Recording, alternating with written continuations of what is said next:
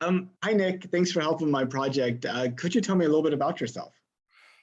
Um, well, I served in the Marine Corps for a while. I was a cryptologic linguist and worked for the NSA and whatnot. And eventually, I've been a huge space nerd my entire life. And so I got the opportunity to go to Florida Tech, and I'm currently studying astrobiology and whatnot. And you know, really enjoying that. It's the only school in the nation that offers astrobiology as a bachelor's degree as well, as far as I know. And you also mentioned that you had studied marine biology. Yeah, I'm thinking about that as well because, looking at some of the moons, they possibly hold oceans and stuff like that. And, with them discovering some water on Mars, maybe there's some subterranean lakes or things like that on Mars. So I feel like that might be a useful asset as well. And it's really amazing on Earth how, we think of these places that are very inhospitable to life, like deep in the ocean, next to very active and hot thermal vents. And we're like, life can't exist down there. And then we go down there and we're like, oh, there is life there. Or even in some of those mines in, I think, South Africa, they're miles deep and they, c- have found, living organisms down there. It's like that quote from Jurassic Park. Life Life will will find a find a way. yes, exactly. So, what got you into astrobiology? Well, I had applied to a couple of jobs. I was in a homeless veterans program up until this January, and I applied a couple of jobs with the Navy doing like IT type stuff over in Bahrain and Greece and whatnot. And I got a couple of offers, but then I was like, I really want to do space stuff. IT stuff is going to be just a job. And I'm looking more for a career, something that I'm going to be really into. So I just started Googling schools that offered any kind of programs that had to deal with space, and the school popped up. And I have a lot of friends that have helped me a lot in Florida. So I was like, you know what, let's go here. And can you talk about kind of how far along you are in your astrobiology study? I've just recently started. Uh, I'm an older freshman. I'm 32, and trying to go back to school and whatnot. So I'm kind of in the intro phase of it right now. But the program here is a lot more astrophysics with a few biology courses type of thing thrown in. Yeah, I know what it is like to be kind of like the older person in a group. As we were talking before, I was recording. I just started as a flight controller, and most of the people that do that directly out of college. Like the majority of my peers are like in their 20s, and I'm 46. It's kind of a different experience. But What is it like going back to school? it's challenging, but it's also fun, kind of rewarding as well. You know, um, the challenging part is trying to remember all of the math and stuff like that that I had learned when I was younger and whatnot. Because when I was in the Marine Corps, I was a cryptologic linguist, so I dealt more with languages and stuff like that. And I mean, we used advanced math, but it was just kind of ingrained to us. So we didn't even really think about the equations. We just did, you know, and trying to remember everything has been a very challenging experience. It is. There's definitely a skill that disappears if you don't use it. Exactly. Because I used to know 6 languages, and where I was living in Georgia at the time, there wasn't a huge Chinese community or French community or Irish community. So I lost those languages, not being able to practice them. Yeah, definitely. And yeah, it's also, I mean, after you get out of school and you start like the regular work routine, it's all your days seem to kind of compress together. At least that was my experience. Yeah. Days are starting to run together, definitely. So I'm kind of curious on when you found out that NASA was planning to send astronauts back to the moon for the first time since 1972. Um, I'm trying to remember when they announced it. Was it like 2018? I want to say it was, towards the first part of 2019. Yeah, I was thinking like the end of 2018 or 2019. Um, I follow those big announcements very closely. Um, I'm always checking for new updates. I'm always looking to see how far the Voyager probes are, stuff like that. Um, so pretty much when they announced it is when I found out about it. And Uh, to me personally, it was a huge thing because my granddad worked for a company called Bechtel, and he had a coworker who, during the Apollo missions, worked for a contracting company um, that worked with NASA. So I've got a little string from Pete Conrad's spacesuit. I've got a bunch of mission patches. I have an Apollo 11 photo signed by I think the Apollo 8 crew and stuff like that. And so I kind of have a little bit of personal connection to the Apollo missions in a weird sort of way. And so when I found out about that, I was extremely excited. um, I wanted to ask you about two things I've come across in terms of interviewing people. One is the vast majority of people don't know we're actually going back to the moon. I mean, it's pretty. If you're in the space community, you know about it. But if space isn't something you follow, then you probably don't know about it.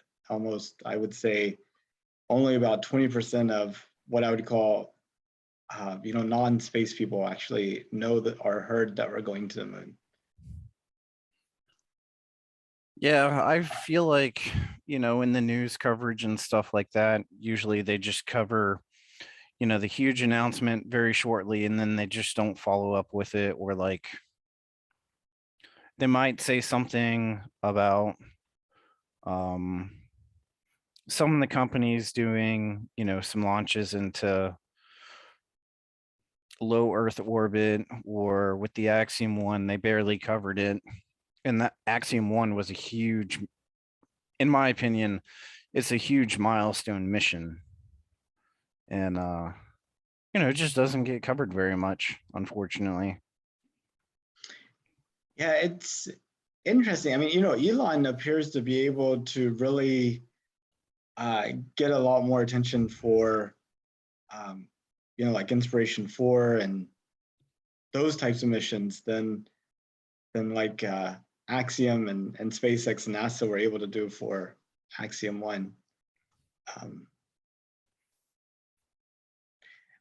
of course, we don't have like the nightly news or really daily newspapers that we read anymore. So making it into the news is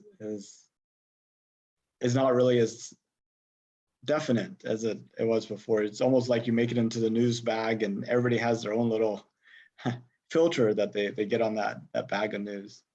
Yeah, unfortunately, it's very a lot of the news is just more geared towards like divisiveness and not really towards technology and stuff like that. I feel like that kind of stuff gets more reads than, hey, we're going to the moon type of thing. Yeah, indeed. Indeed.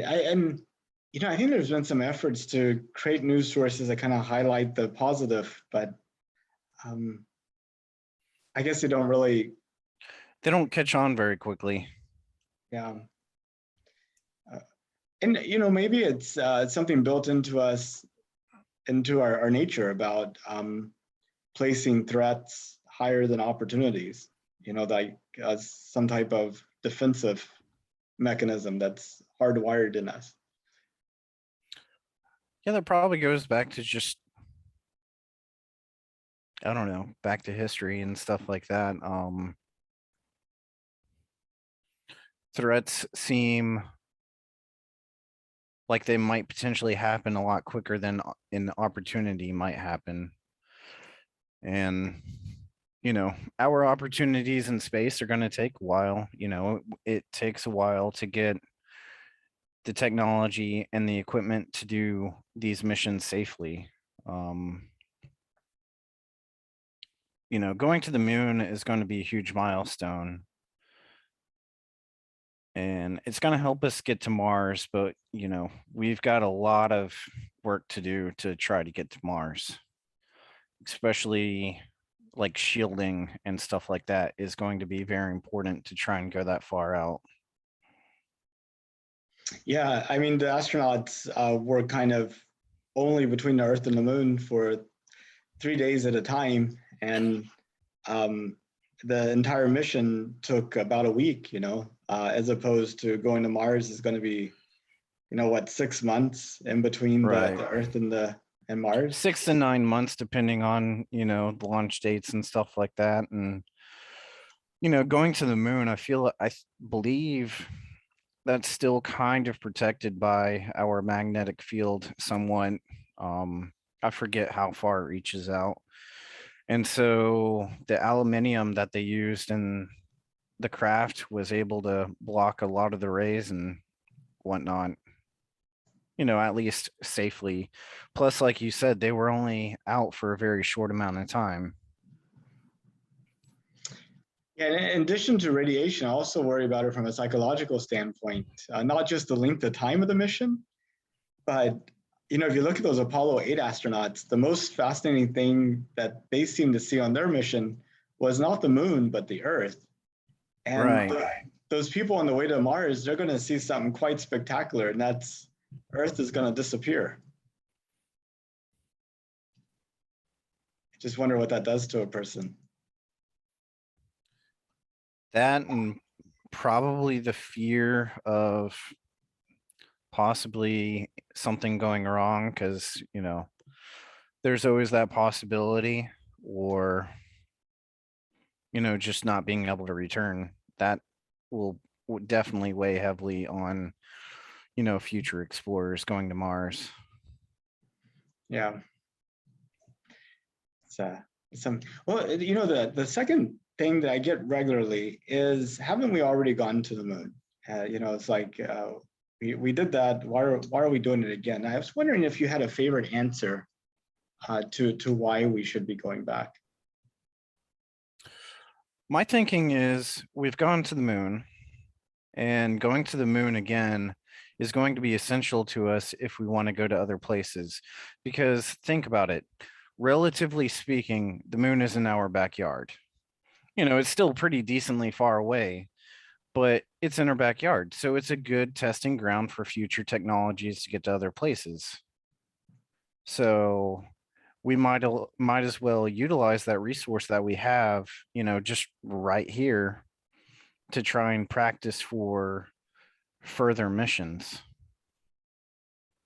No, And that makes plus, well, I was also going to say, plus, we found water ice on the moon. So we can break that down into hydrogen and oxygen and utilize that for fuel and have, less gravity to deal with when launching, rockets and things like that. Yeah, no, it's definitely true.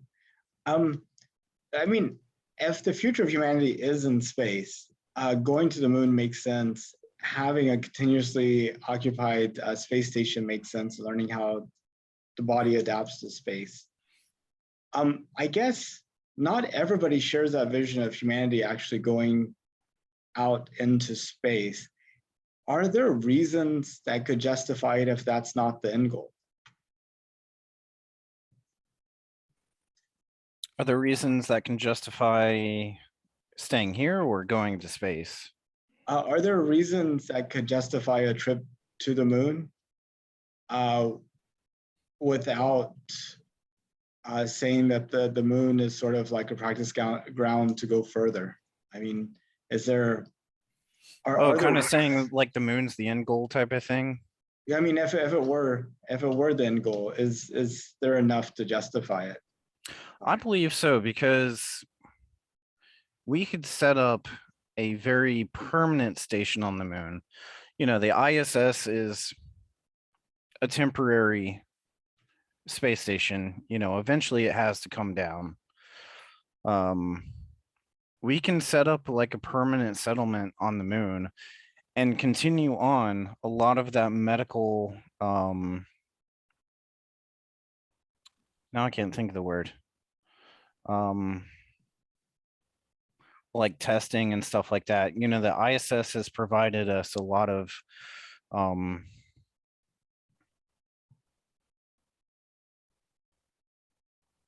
I'm having a brain fart.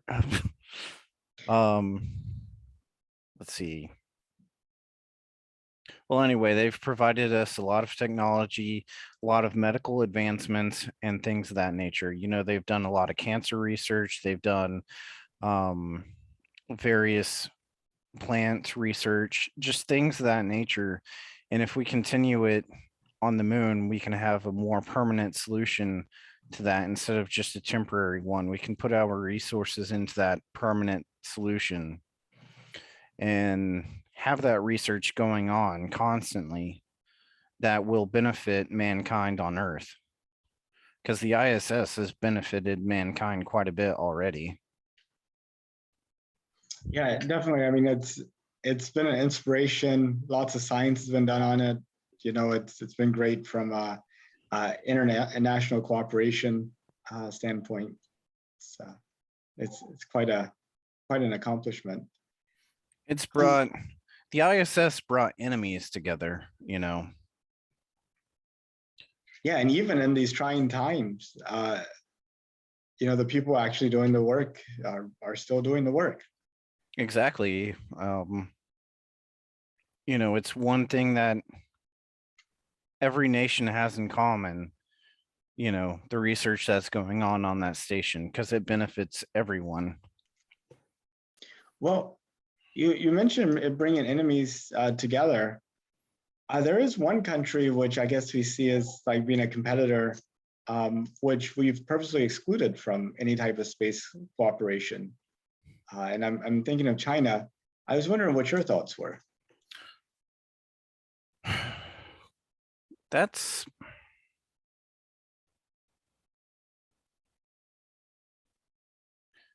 my thoughts are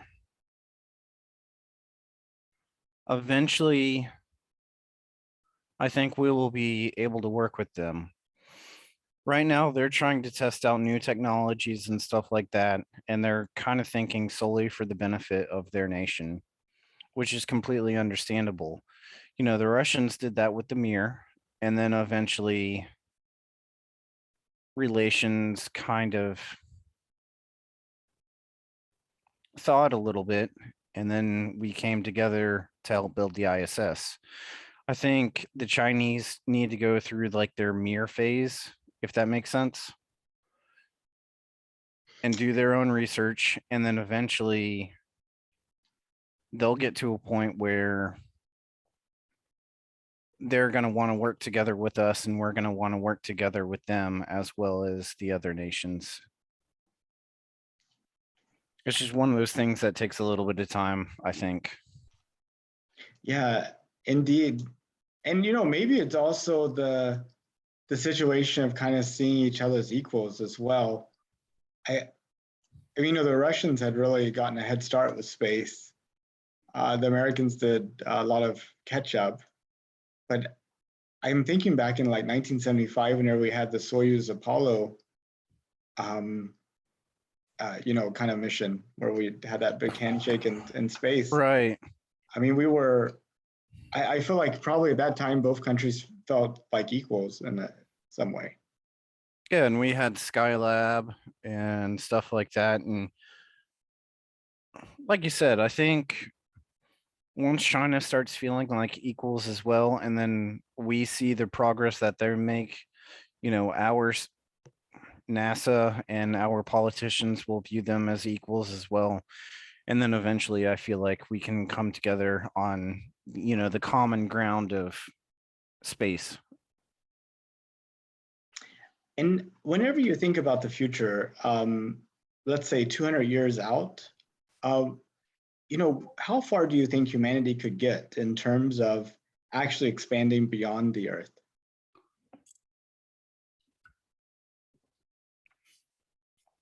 I think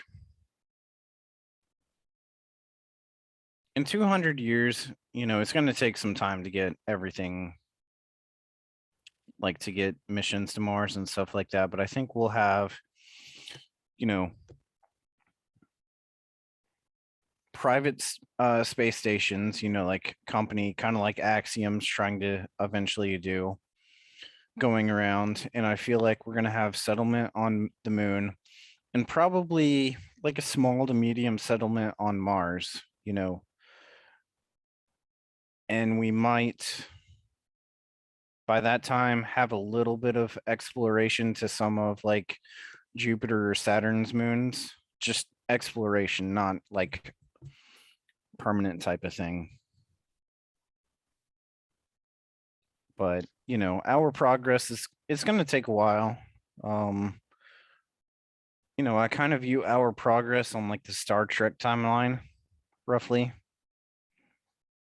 We're not going to get that far by the 24th century, but it it's a good way to think about it. I mean, it's really hard to explain the need for a network of roads and refueling stations and um, kind of repair places and the capabilities that we have, like the automobile, to somebody that lived in the early part of the 1800s. It's like I mean, I guess they had horses, so maybe they were, but I mean, definitely if you were trying to talk to them about airplanes, they would be. It'd be completely baffled. And I mean, just recently, I guess we started detecting gravitational waves, and confirmed that you can do that, and we're understanding more about like quantum particles and things. I just you just got to wonder if maybe we do find like some fundamental breakthrough that literally changes everything. I mean, we've kind of seen that happen from time to time. Yeah, and we have been getting some of that from the CERN also, but you never see some of CERN's discoveries in the news or anything like that, except once in a blue moon. They're finding particles and things of that nature. And then we've got the James Webb, and we're going to be able to look further back. We're just going to be able to, in the near future, we're going to be able to learn so much. It is going to be amazing. It's a very exciting time, definitely. If it was safe and affordable, would you take a trip to space? Oh, definitely. Definitely. How far would you consider going? To orbit, to the moon? Would you immigrate to Mars? I would immigrate to Mars if I had the opportunity. I would be one of the first settlers. I if I was one of the first settlers, I knew probably that I wouldn't be returning or anything like that, but I would go in a heartbeat. And so just a little while ago, I asked you to sort of look through your telescope at 200 years in the future. What's kind of fun is sometimes to turn that telescope around and look at it in the opposite direction. So if you could imagine for a second that you did immigrate to Mars, and you've had several, 200 years worth of descendants, and now you're a great, great, great, great, great, great granddaughter. I don't know how many greats it takes to get to 200 years. Is living on Mars, has lived on Mars her entire life, has never visited the Earth, and is now in high school in a history class where, for the same reasons we might have people in high school now doing a project on the 1820s, she's doing a project on the 2020s. What do you hope she could write about this decade for that paper that gets written 200 years in the future, looking back? I would hope she'd be able to explain how much of a turning point we are currently at. Because, I mean, we're definitely at a turning point where technology is advancing so fast. Humans have advanced so quickly in the last century. I would love that she'd be able to recognize that and kind of try to explain that as best she could, from stories passed down from generation to generation about how Earth was, from myself down to her. And then,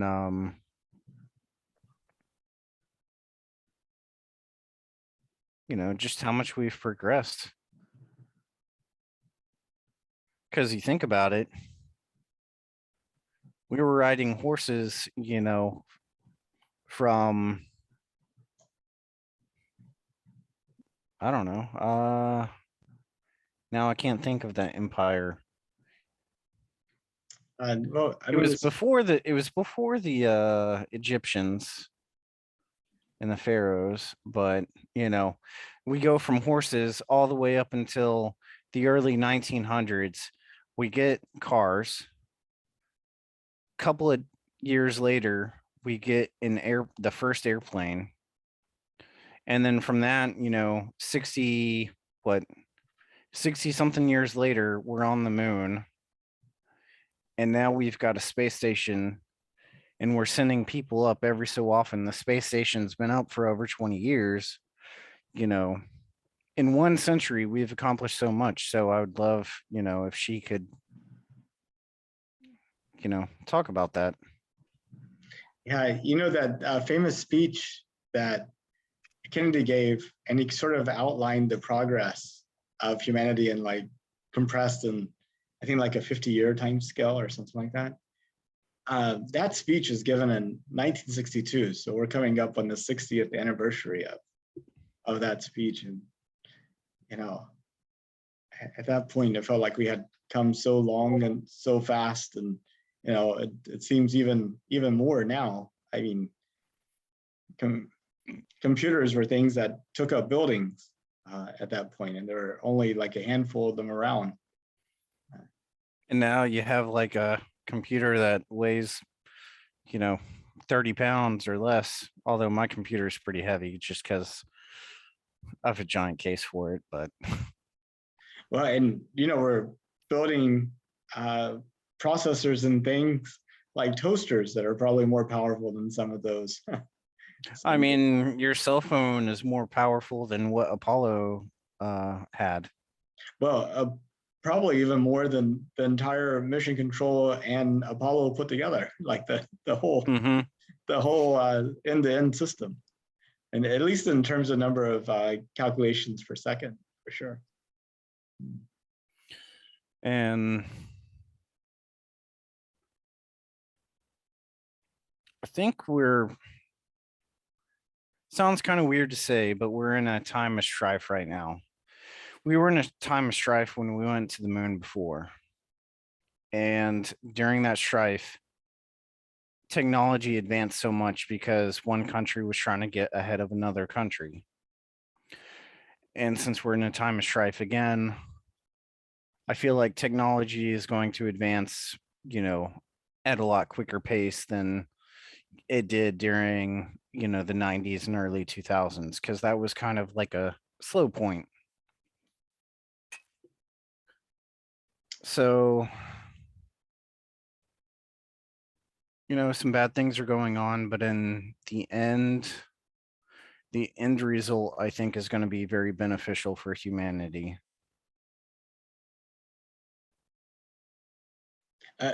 Of course, it may be sort of like that,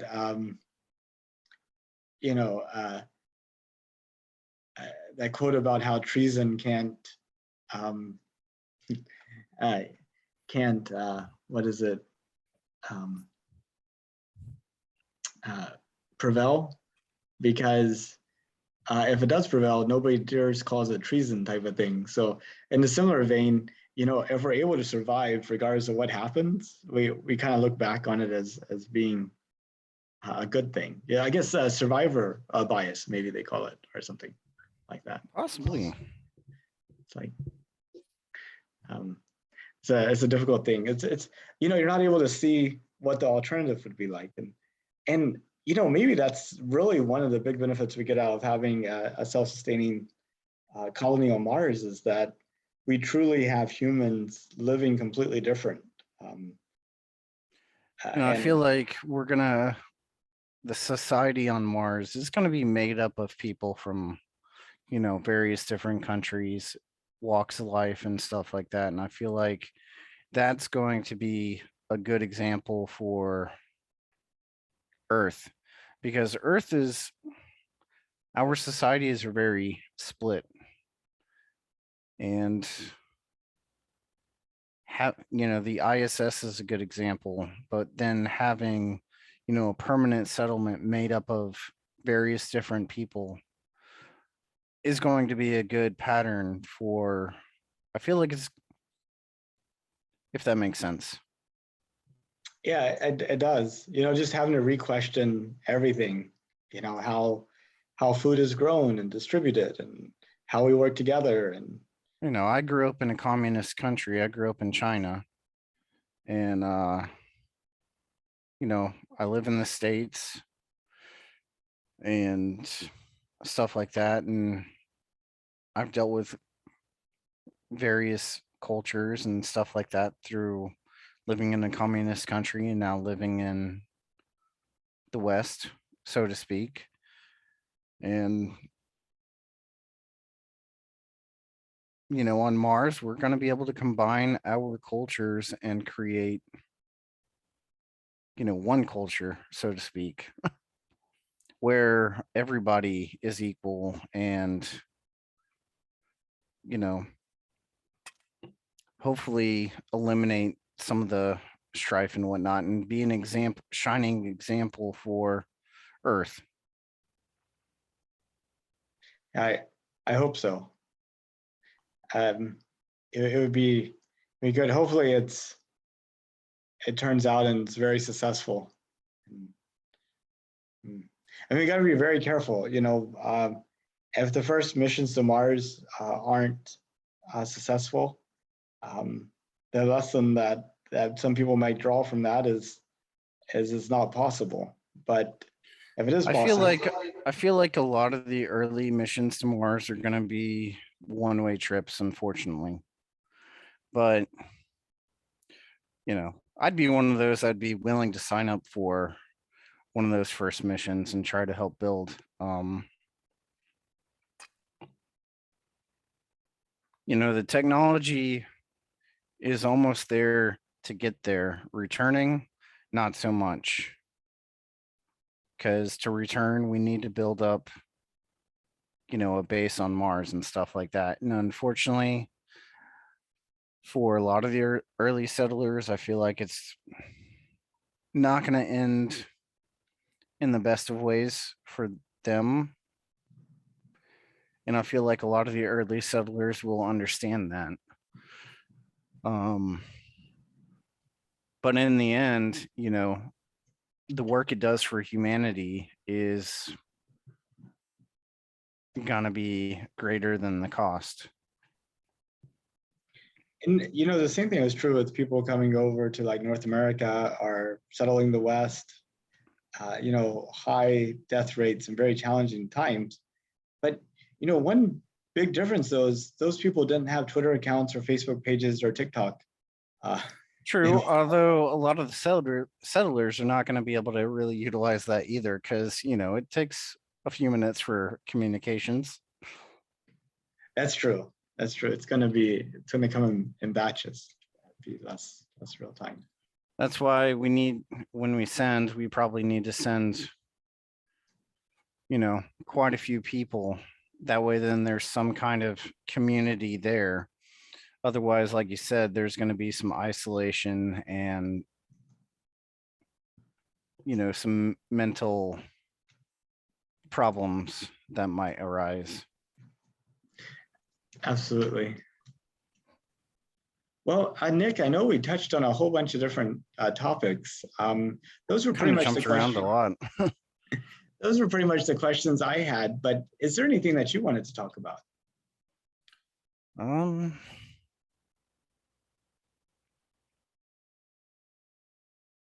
I'd kind of like to get some of your input as far as, going to the moon, possibly the Mars, things of that nature. It's, kind of some of the same questions.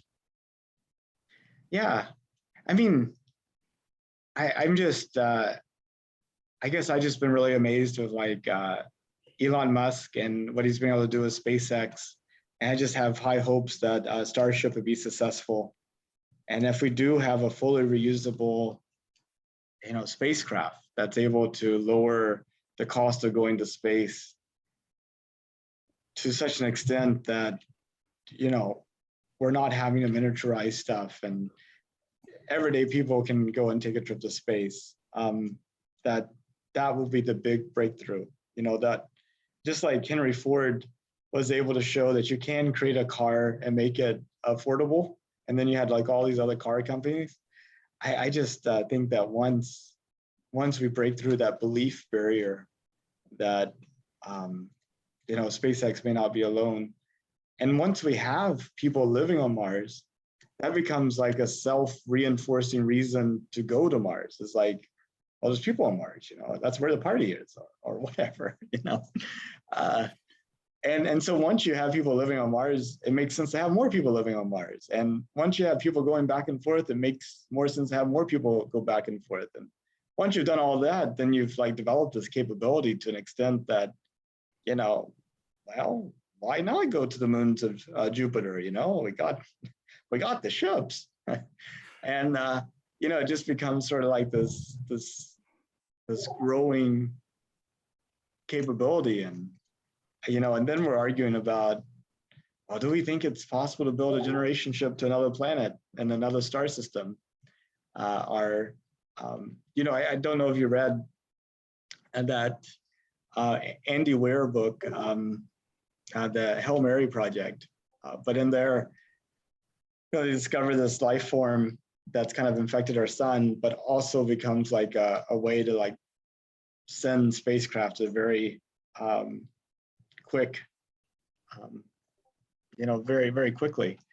I mean, I don't know. I just feel like if we just get over this hump of 100% reusable spacecraft, then that will sort of be the crack in the dam of all this other activity, and it just flow out.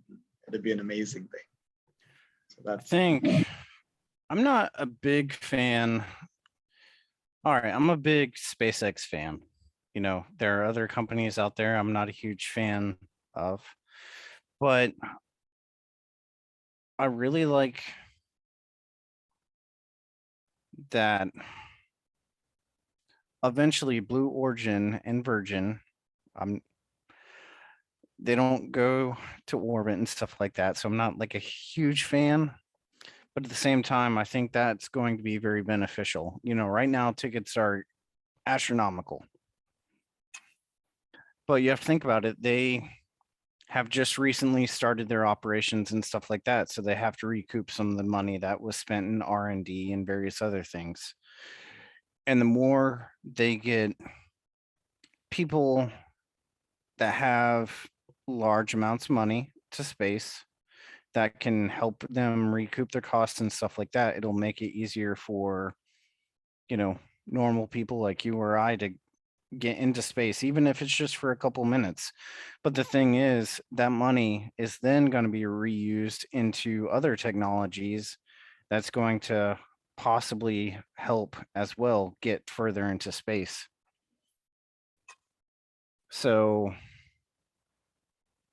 eventually, the common man might be able to get into space for a very cheap price. You have to think about it. When planes started becoming, like passenger planes started becoming a thing, it was mainly the rich that traveled by plane to get to places.